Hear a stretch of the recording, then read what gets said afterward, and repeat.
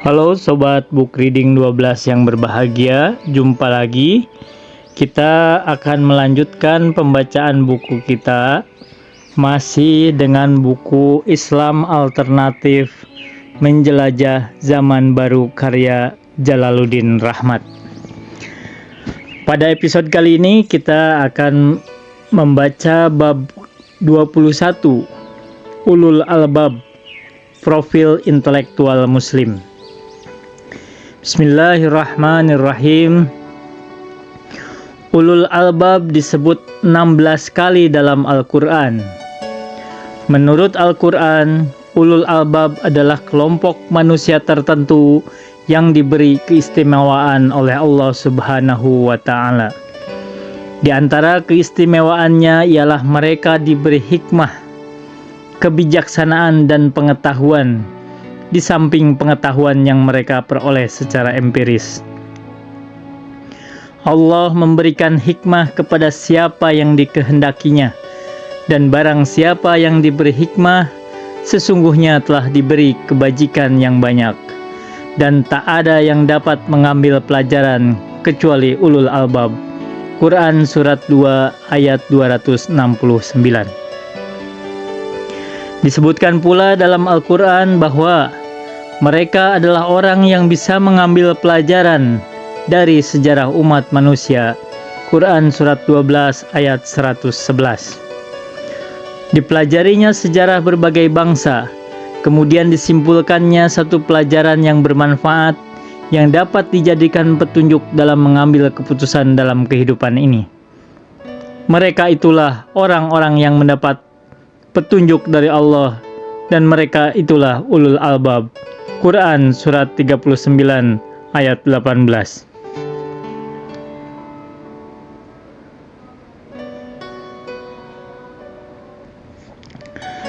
Sebelum berbicara lebih jauh tentang ulul albab, saya akan meninjau terlebih dahulu beberapa istilah lain dalam bahasa Indonesia, yaitu sarjana, ilmuwan, intelektual. Sarjana diartikan sebagai orang yang lulus dari perguruan tinggi dengan membawa gelar. Jumlahnya banyak, karena setiap tahun universitas memproduksi sarjana. Ilmuwan ialah orang yang mendalami ilmunya, kemudian mengembangkan ilmunya, baik dengan pengamatan maupun dengan analisisnya sendiri. Di antara sekian banyak sarjana, beberapa orang sajalah yang kemudian berkembang menjadi ilmuwan. Sebagian besar terbenam dalam kegiatan rutin dan menjadi tukang-tukang profesional. Kaum intelektual bukanlah sarjana yang hanya menunjukkan kelompok orang yang sudah melewati pendidikan tinggi dan memperoleh gelar sarjana asli atau aspal. Mereka juga bukan sekedar ilmuwan yang mendalami dan mengembangkan ilmu pengetahuan dengan penalaran dan penelitian. Mereka adalah kelompok orang yang merasa terpanggil untuk memperbaiki masyarakatnya, menangkap aspirasi mereka, merumuskannya dalam bahasa yang dapat dipahami setiap orang, menawarkan strategi dan alternatif pemecahan masalah. Memang istilah ini biasa diberi bermacam-macam arti. Begitu beragamnya definisi intelektual, sehingga Raymond Aron sepenuhnya melepaskan istilah itu. Tetapi James McGregor Burns ketika berbicara tentang intellectual leadership sebagai transforming leadership, berkata bahwa intelektual ialah a devotee of ideas, knowledge, values. Intelektual adalah orang yang terlibat secara kritis dengan nilai, tujuan, dan cita-cita yang mengatasi kebutuhan-kebutuhan praktis. Dalam definisi ini, orang yang menggarap hanya gagasan-gagasan dan data analisis adalah seorang teoretisi. Orang yang bekerja hanya dengan gagasan-gagasan normatif adalah seorang moralis. Orang yang menggarap sekaligus menggabungkan keduanya lewat imajinasi yang teratur adalah seorang intelektual, kata Burns. Jadi, intelektual adalah orang yang mencoba membentuk lingkungannya dengan gagasan-gagasan analitis dan normatifnya. Sedang menurut Edward Shields dalam International Encyclopedia of the Social Sciences, tugas intelektual ialah menafsirkan pengalaman masa lalu masyarakat, mendidik pemuda dalam tradisi dan keterampilan masyarakatnya, melancarkan dan membimbing pengalaman estetis dan keagamaan sebagai sektor masyarakat. Di dalam masyarakat Islam, seorang intelektual bukan saja seorang yang memahami sejarah bangsanya dan sanggup melahirkan gagasan-gagasan analitis dan normatif yang cemerlang, melainkan juga menguasai sejarah Islam, seorang Islamologis. Untuk pengertian ini, Al-Quran sebenarnya mempunyai istilah khusus, ulul albab. Al-Quran dan terjemahan Departemen Agama Republik Indonesia mengartikan ulul albab sebagai orang-orang yang berakal, orang-orang yang mempunyai pikiran. Terjemahan yang tidak terlalu tepat. Terjemahan Inggris, man of understanding, man of wisdom, mungkin lebih tepat. Apa tanda-tanda ulul albab? Selain beberapa keistimewaan yang diberikan Allah kepada mereka, seperti yang telah saya sebutkan sebelumnya, di bawah ini saya akan tampilkan 5 tanda lagi menurut Al-Quran. Tanda pertama, bersungguh-sungguh mencari ilmu, seperti disebutkan dalam Al-Quran, dan orang-orang yang bersungguh-sungguh dalam ilmu pengetahuan, mengembangkannya dengan seluruh tenaganya, sambil berkata, kami percaya ini semua berasal dari hadirat Tuhan kami, dan tidak dapat peringatan seperti itu kecuali ulul albab. Quran surat 3 ayat 7. Termasuk dalam bersungguh-sungguh mencari ilmu ialah kesenangannya menafakuri ciptaan Allah di langit dan di bumi. Allah menyebutkan tanda ulul albab ini sebagai berikut. Sesungguhnya dalam proses penciptaan langit dan bumi, dalam pergiliran siang dan malam, adalah tanda-tanda bagi ulul albab. Quran surat 3 ayat 190. Abdus Salam, seorang muslim pemenang hadiah Nobel, berkat teori unifikasi gaya yang disusunnya, berkata, Al-Quran mengajarkan kepada kita 2 hal, tafakkur dan tasyakur. Tafakkur adalah merenungkan ciptaan Allah di langit dan di bumi, kemudian menangkap hukum-hukum yang terdapat di alam semesta. Tafakkur inilah yang sekarang disebut sebagai sains. Tasyakur ialah memanfaatkan nikmat dan karunia Allah dengan menggunakan akal pikiran, sehingga kenikmatan itu makin bertambah.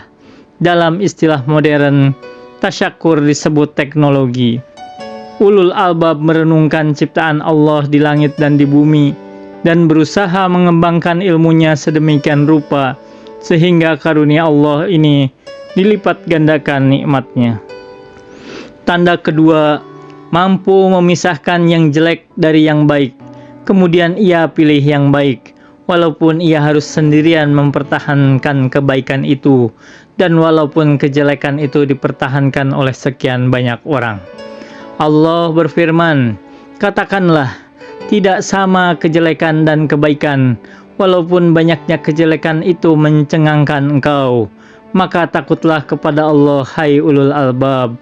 Quran surat 5 ayat 100. Tanda ketiga, kritis dalam mendengarkan pembicaraan, pandai menimbang-nimbang ucapan, teori, proporsi atau dalil yang dikemukakan orang lain, yang mendengarkan perkataan, lalu mengikuti apa yang paling baik di antaranya. Mereka itulah orang-orang yang telah diberi Allah petunjuk, dan mereka itulah ulul albab. Quran surat 39 ayat 18.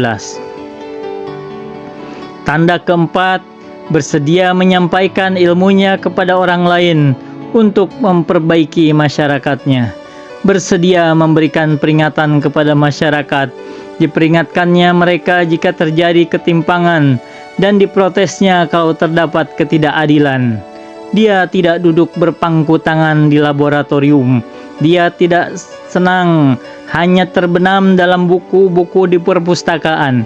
Dia tampil di hadapan masyarakat, terpanggil hatinya untuk memperbaiki ketidakberesan di tengah-tengah masyarakat. Al-Quran ini adalah penjelasan yang cukup bagi manusia, supaya mereka diberi peringatan dengannya, supaya mereka mengetahui bahwasanya Dia adalah Tuhan yang Maha Esa, dan agar ulul albab mengambil pelajaran. Quran Surat 14 ayat 52. Hanyalah ulul albab yang dapat mengambil pelajaran, yaitu orang-orang yang memenuhi janji Allah dan tidak merusak perjanjian, dan orang-orang yang menghubungkan apa-apa yang Allah perintahkan supaya dihubungkan, serta mereka takut kepada Tuhannya dan takut kepada hisab yang buruk. Dan orang-orang yang sabar karena mencari keridhaan Tuhannya, mendirikan salat dan menafkahkan sebagian rezeki yang kami berikan kepada mereka secara sembunyi atau terang-terangan, serta menolak kejahatan dengan kebaikan. Orang-orang itulah yang mendapat tempat kesudahan yang baik. Quran Surat 13 ayat 19-22. Tanda kelima, tidak takut kepada siapapun kecuali kepada Allah. Berkali-kali Al-Quran menyebutkan bahwa ulul albab hanya takut kepada Allah. Berbekallah, dan sesungguhnya sebaik-baik bekal adalah takwa, dan bertakwalah kepadaku, hai ulul albab. Quran Surat 2 197. Maka bertakwalah kepada Allah, hai ulul albab, agar kamu mendapat keberuntungan. Quran Surat 5 ayat 100. Allah menyediakan bagi mereka azab yang keras, maka bertakwalah kepada Allah, hai ulul albab. Quran Surat 65 ayat 10.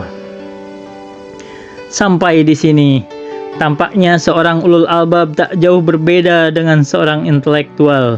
Ini jika dilihat dari beberapa tanda ulul albab yang telah disebutkan, seperti bersungguh-sungguh mempelajari ilmu, mau mempertahankan keyakinannya, dan merasa terpanggil untuk memperbaiki masyarakatnya. Namun dalam ayat lain, Allah dengan jelas membedakan seorang ulul albab dengan intelektual. Apakah orang yang bangun di tengah malam lalu bersujud dan berdiri karena takut menghadapi hari akhirat dan mengharapkan rahmat Tuhannya? Samakah orang yang berilmu seperti ini dengan orang-orang yang tidak berilmu dan tidak memperoleh peringatan seperti itulah, kecuali ulul albab. Quran Surat 39 ayat 9. Dengan merujuk pada firman Allah di atas, inilah tanda khas yang membedakan ulul albab dengan ilmuwan atau intelektual lainnya. Ulul albab rajin bangun tengah malam untuk bersujud dan ruku di hadapan Allah. Dia merintih pada waktu dini hari, mengajukan segala derita dan segala permohonan ampunan kepada Allah Subhanahu wa Ta'ala, semata-mata hanya mengharapkan rahmat-Nya. Tanda khas yang lain disebutkan dalam Al-Quran. Dia zikir kepada Allah dalam keadaan berdiri, dalam keadaan duduk, dan dalam keadaan berbaring. Quran Surat 3 ayat 191. Kalau dapat saya simpulkan dalam satu rumus, ulul albab adalah sama dengan intelektual plus ketakwaan, intelektual plus kesalehan. Di dalam diri ulul albab berpadu sifat-sifat ilmuwan, sifat-sifat intelektual, dan sifat orang yang dekat dengan Allah Subhanahu wa Ta'ala. Sebetulnya Islam mengharapkan bahwa dari setiap jenjang pendidikan lahir ulul albab, bukan sekedar sarjana yang tidak begitu banyak gunanya, kecuali untuk mengerjakan pekerjaan-pekerjaan rutin. Islam mengharapkan dari jenjang-jenjang pendidikan lahir ilmuwan yang intelektual dan yang sekaligus ulul albab. Wa ma taufiqi illa billah, alaihi tawakkaltu wa ilaihi unib. Wassalamualaikum warahmatullahi wabarakatuh.